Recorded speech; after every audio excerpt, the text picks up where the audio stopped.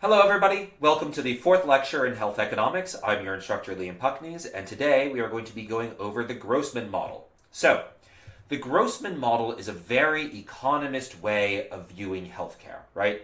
People are going to have, based on certain endowments about health and time and things like that, education, their human capital, we're going to take a lot of stuff as given. But based on those things, people are going to choose an optimal level of health, right? So the Grossman model is going to let us think about how people might choose to invest in their own healthcare, right? So we're going to start going back to intermediate micro, right? So we're going to start with the assumption that so a person is going to live for some number of discrete time periods from time 0, which is today, or birth, up to time t, capital T. And we're going to say that lowercase t is how we're going to index that, right? And then they have a utility function, right? So as a reminder, utility function is it's a way of quantifying how much you value different goods. We're going to say that my utility at time t is equal to, that's a t by the way, my utility at time t is equal to some function u of ht and zt, where ht is health and zt is a home good or everything else.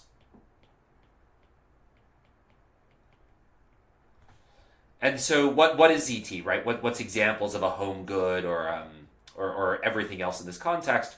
Well, it's everything. It's video games, it's concert tickets, it's anything you spend money on to consume, right? It's like leisure as well, right? So spending time with friends, right? It's anything that isn't health, right? So the idea is, in this model, from the very start, I'm going to get utility from health, right? I'm going to be better off if I'm healthier, right? I feel better if I'm healthier. And I also feel better if I have more other stuff, right? So we're not going to spend too much time thinking about ZT. It's just everything that is not health in this model, right? So at the same time, right? So that's my utility. Now, within each period, right, I have a certain amount of time, theta, right? And so my total time is theta, right? We'll say if it's a year, right, that's going to be 365 days, which you can convert into hours or day or other units of time at your leisure. And my total time that I have is equal to time working plus time playing, which is TZ, time working is TW, plus TH, which is time spent improving health, and TS, which is time being sick, right? So TW is time working, TZ, time playing, TH is time spent improving health, and TS is time sick, right? So importantly, right, of these things, right, why do we spend time working? Well, we spend time working because that's going to give us money that we're going to be able to use to buy stuff we can play with, right? So sure, we could just, spend, well, and to feed ourselves. So time working is spent on things for buying goods, right? And so that does two things. One is it improves our health, right? Like we're going to buy food, we may buy gym memberships, things like that. TZ is time, and we also, with money, we also need money to improve our time spent playing, right? So Hanging out with friends can, like, it's fun to just talk with friends and hang out with them, but it's also fun to say go paintballing with them, right? So if I want to go paintballing, that takes money, right? And if I'm gonna get money, I need a job, right? So the time I spent working is going to be an input into how is going to affect how much pleasure I get out of playing, right? Where if I'm able to, if my time spent playing is going on a private jet to Dubai, right? That's going to give me, probably for most people, that's going to give them more utility than sitting on their couch and watching Netflix, right? And worth noting, Netflix also takes money if you want to subscribe to it. So time's playing, that's pretty self-explanatory, right? That's the amount of time you're going to spend hanging out with friends, on Instagram, on Facebook, right? I know, my guess is none of you use Facebook anymore. But it was quite big for my generation, still quite as big for my parents' generation. Everything else, right, that you spend time playing on. Time H is time improving health, right? This is going to the doctors, yes, but it's also jogging, exercising, right? For some people, it includes calorie counting, right? Time H is time spent improving your health, and TS is time sick. And basically, in this model, time sick, just you get nothing from it, right? It's not that being sick reduces your utility, at least not directly. It's that you're not, the cost of being sick is the opportunity cost, right? The cost of being sick is that you can't do other stuff while you're sick, right? If you're home in bed and you're too sick to watch TV or do anything else, right? That's time sick, and that just sort of, it sucks, right?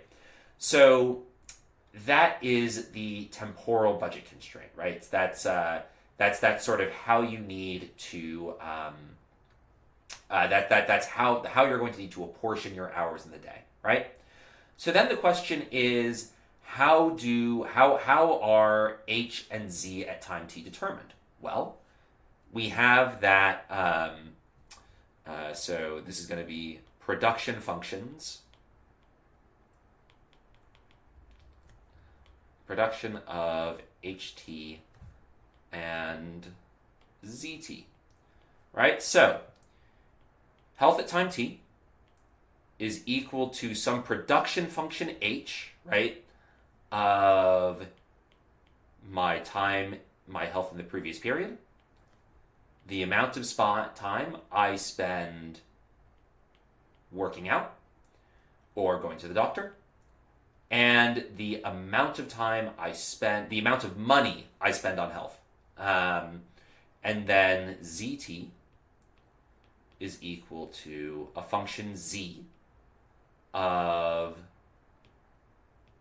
time spent playing and money spent improving time playing, right? So H and Z can be all sorts of things, right? So for example, it could be that Z might be equal to, an example of Z might be, it's the time you spend playing times the amount of money you spend playing, right? And that might be your production function for Z, right?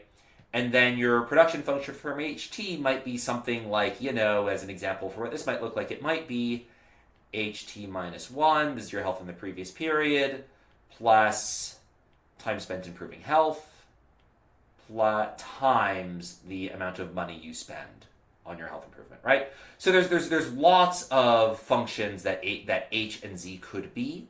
We're going to use general notation from just for this lecture, and we might get some specific examples later on.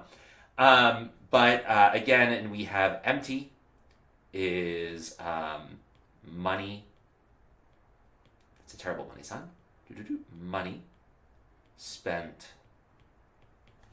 on health.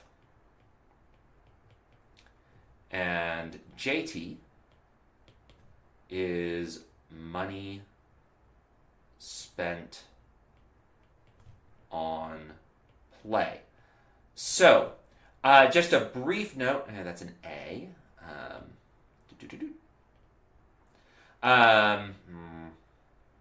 On play. So, one important thing to note about H and HT, right? So you'll notice that the first input to my health this period at time t, right, is my health in the previous period, right? So this means that my health, right, my health today is dependent on my health yesterday, and my health tomorrow is going to be dependent on my health today. So that means if I work out today, I'm going to feel better tomorrow. And this is going to be a key feature of the model where health, you can actually think of health in this model as an investment, because if I invest in my health today, I'm going to receive benefits from that down the line, right? And if I work out today, right, that's going to affect my health tomorrow, which in turn is going to affect my health in the next period as well, right? So my health today is going to have reverberating effects for future periods, right? If I work out today, I'm going to feel noticeably better, for instance, maybe for the next week or maybe even the next month, right?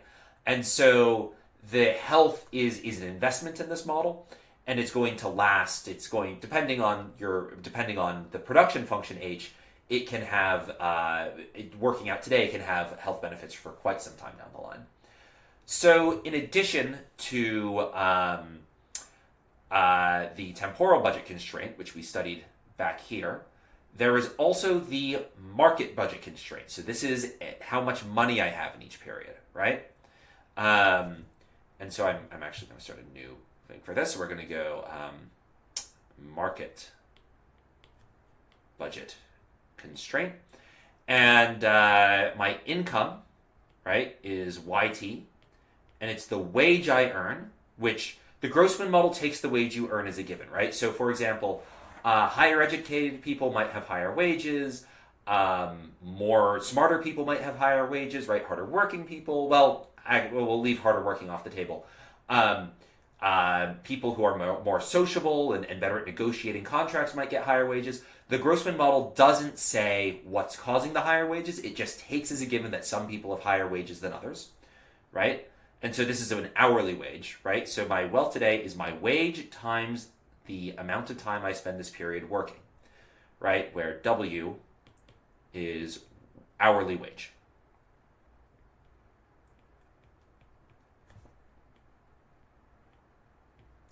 So W is hourly wage, and basically the amount of money you earn in a period, right? And then YT is income.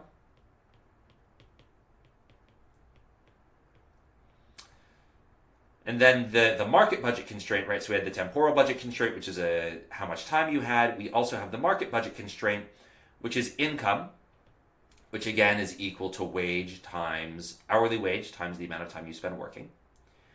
Must be greater than or equal to PM times MT, right? Where PM is the price of buying healthcare, and MT is the amount of healthcare you're buying, plus the price of non-healthcare things times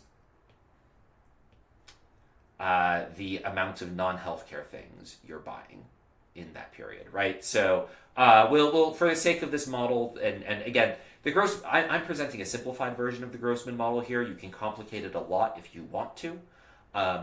Trust me, you don't want to. This can get quite complicated quite quickly. But in the simplified version, we're going to assume that the prices of health, the price of healthcare and the price of stuff, the home good JT, is going to be constant over time. So PM is price healthcare, and PJ is going to be price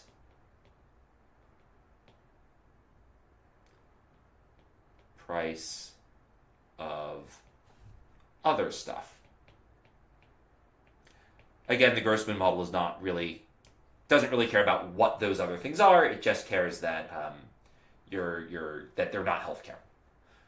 So next, we're going to think about we're going to go back to the temporal budget constraint, right? So we're going to go back to this equation here. And we're going to think about time in the following way, right? So you may notice that in this budget constraint here, right, time working, time playing, time spent improving health, right, those are all good things, right? I may not like working, but working gives me money that I can do stuff with. I like playing, right, and I enjoy the benefits of improving my health, right? Like I like being healthy. But time spent sick is sort of just time wasted, right? So we can also define productive time, which is time P, which is defined as, that triple equals, by the way, means defined as. It's going to be my total time available, theta, minus the time I spend sick, which is equal to the time I spend working, plus the time I spend playing, plus the time I spend improving my health, right? So TP, productive time.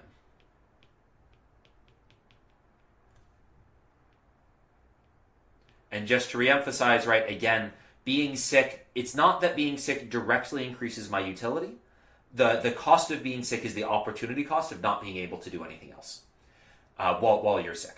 So the Grossman models assumes when you're sick, you're too sick to do anything else, right? And so the idea, and so this is going to lead to, if we graph time sick with respect to health, right? So, okay, we're going to have health here, right?